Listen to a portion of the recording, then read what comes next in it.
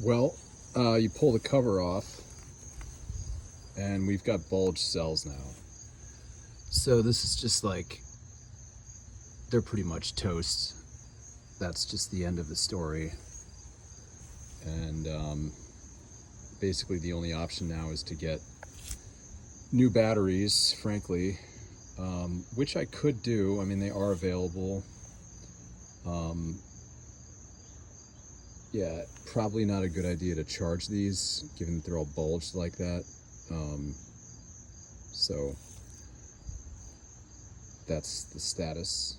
Yeah, so like I was saying, I've got the severe bulging of the cells now. You can see, and then going from the number 1 up to the that's number 5. So that should be 16 when fully charged, and we're at 4.8. So if I can get that up to 12, I know it's not a good idea to charge these cells when they're bulged like that, but I do just need to move this car. So I could tow it, but we're just gonna see what we can get done here. All right, so we've got it hooked up here. We're moving up like maybe 1/100th of a volt every few minutes. So it is a very, very slow charge. 12.5 on the Richter scale there. So negative going through this, and can't really see if there's any current going through there because it's just probably so minimal, but that's now connected to the negative pole, which is where our voltmeter is checked out, and then positive here connected to that the other one there. So maybe using a resistor that's maybe a little bit more intense, like a headlight bulb, might be what we need, because we are moving very, very slowly right now. This is going to take a really long time to get up to pack voltage. So thinking about maybe replacing that with like a headlight bulb that could get us some current going through there, a few amps of current at least, not milliamps. Well, we're at 5 volts now, 12.5 on the jump pack. So, I mean, we are making progress. Maybe if we go like 1 volt an hour, maybe, I don't know. I'll let it sit here for a while. I don't really have any other bulbs that I could use that I could easily access. So yeah, this is slow moving, but I might do some more digging to find something we can use, get a little bit more speed out of here, but it is moving in the right direction. All right, here we are. You know, each module is 7, right? 1, 2. Each one should be at least 7, ideally 8. So negative to positive. And you see we're jumping around. We're at like 8, 9, 2 amp charge from this guy. So that should help get us to where we need to be. It's still red. That LED is red, yeah. But this is the way we need to run. Now we're up to 9. The idea here is just to get in the ballpark of the pack voltage so the BMS can wake up and the charger can wake up, and then we'll take it from there. 10.8. Getting there. Only like 15 minutes in, but this is the way to do it. Just do each line for about half an hour or an hour or something. How many lines do we have? 1, 2, 3, 4 per stack. Can't believe those are so bulged out. Really terrible. What are you gonna do? Well, the good news is normally when these batteries bulge, they have isolation faults, but we're not even close to 1 volt, 0.02 of a volt. We'll see what the total pack voltage is, but that's the main thing to worry about with this stuff is isolation, where the battery actually shorts to the case as the pouch expands. So from a safety aspect, I think we're all right.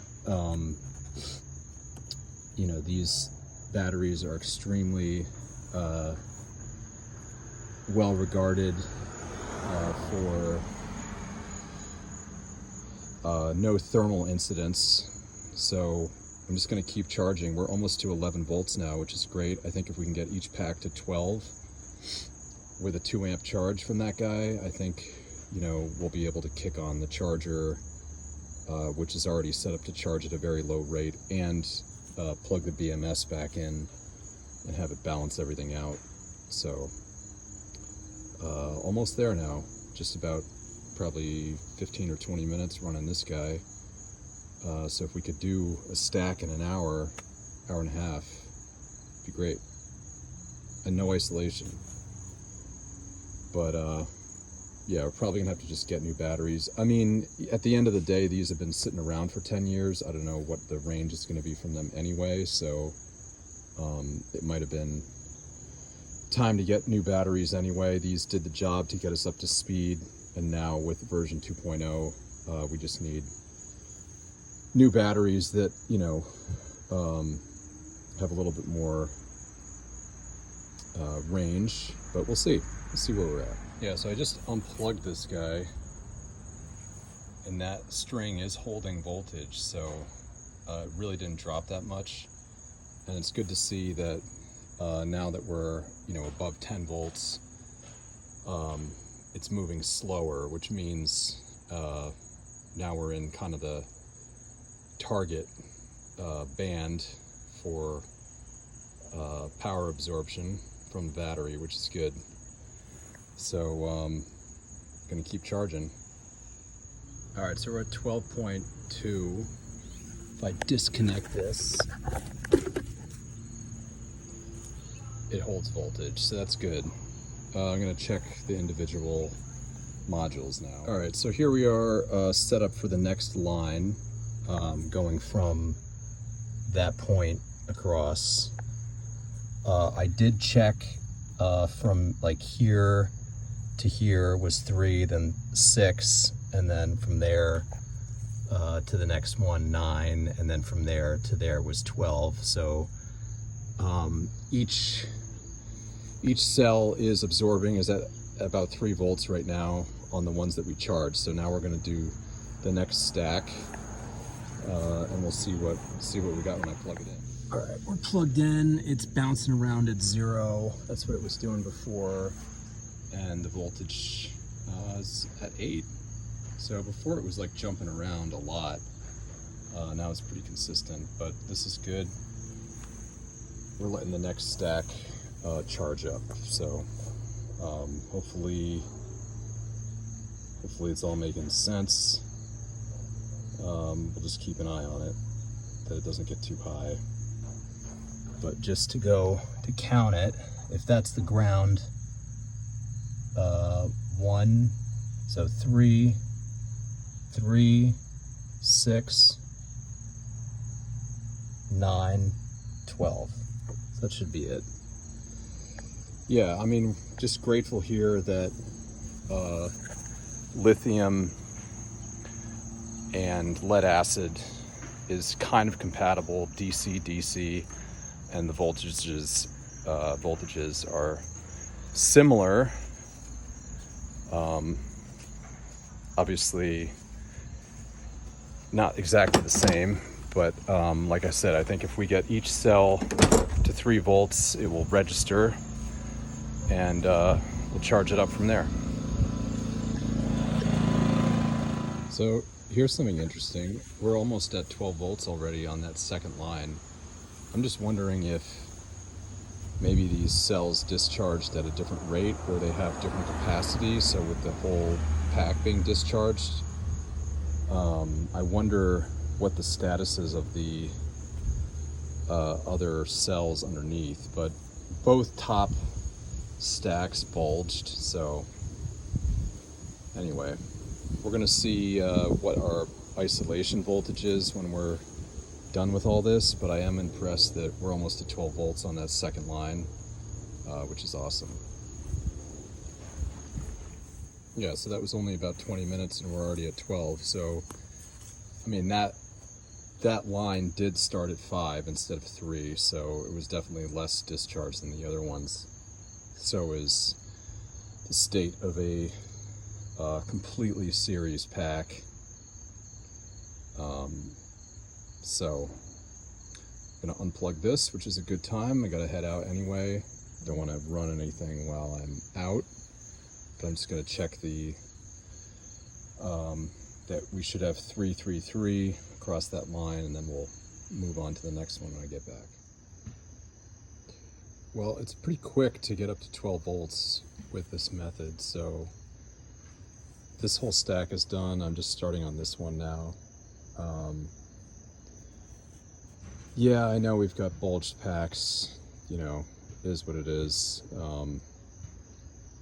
No isolation, at least on this one. It was the same as it's always been, so we're just gonna see. I think these will be all right. I mean, we'll just have to keep an eye on things and probably end up getting new batteries, and that's just the way it is. But right now we just got to kind of get it moving again, and that's what we're going to do hopefully tonight.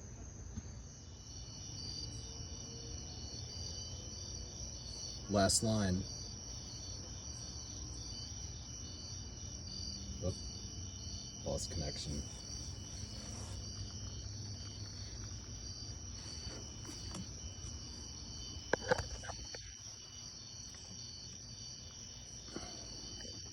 There we go.